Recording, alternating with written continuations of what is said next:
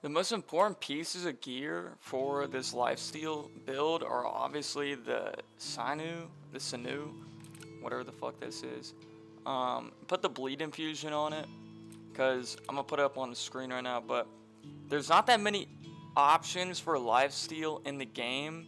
Now the thing about like plague or blight is that it gives you lifesteal, but the options for plague, like lifesteal, would make it to where you can't use bleed, which you get a ton of lifesteal with the glove bleed enchantment.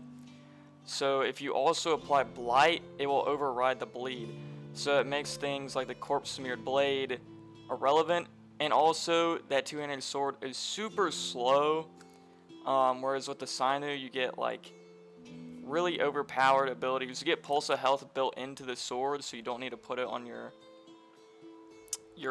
utility rune slots. You get the piercing spin, which knocks down opponents, so you don't need to be heavy to like guard break enemies. You can just press 1 or whatever it is on controller and knock down anyone, including mini bosses. And then you have the piercing flurry, which just can delete enemies.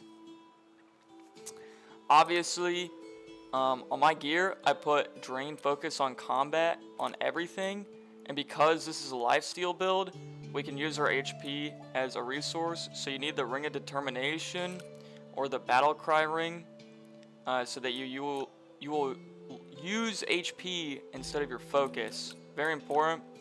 Along with them, I got the Willow Cap Ring, which increases your overall speed by 15%. I think you should run this on any build, along with the Agility Ring, because like stamina is everything. Maybe trade off the Agility Ring on super niche caster builds, but I don't really see why I would ever do that. With this build, you can get like 520 HP. You can see my stat spread. I have 20 points in health, so 30 in total, and that'll put us at 280 HP. I don't have the max health HP roll on my chest piece because I think that 20 health regen in combat is super strong. It can save you because you spend 100 HP to use a piercing flurry, which can heal you to full. That 20 HP regen can be super clutch, right? Whereas like just more max health, like, you know, not so much.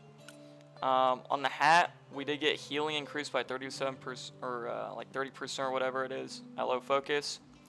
Because we have 520 health after all our buffs, there's no one food in the game that can heal us to full.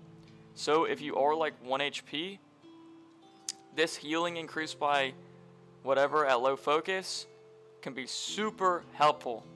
Try to get critical hit chance on all of your gear. As you see, like during our fights, we hit a bunch of gold numbers. All of those are critical damage spikes. The shield doesn't really matter. From what I've seen, the physical damage on the shield doesn't do anything, along with the poise damage.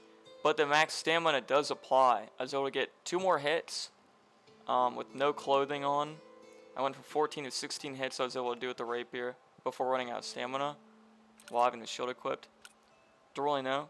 You could take the shield off and then take another point out of equip load and then put it more towards damage. Of course, since this is lifesteal, you need a ton of damage, so we didn't put that many points in stamina, because the main thing increasing your lifesteal is your damage, right? So you need to be hitting really hard. That's why you have so much crit chance, and that's why you have physical damage increase on everything except for the gloves.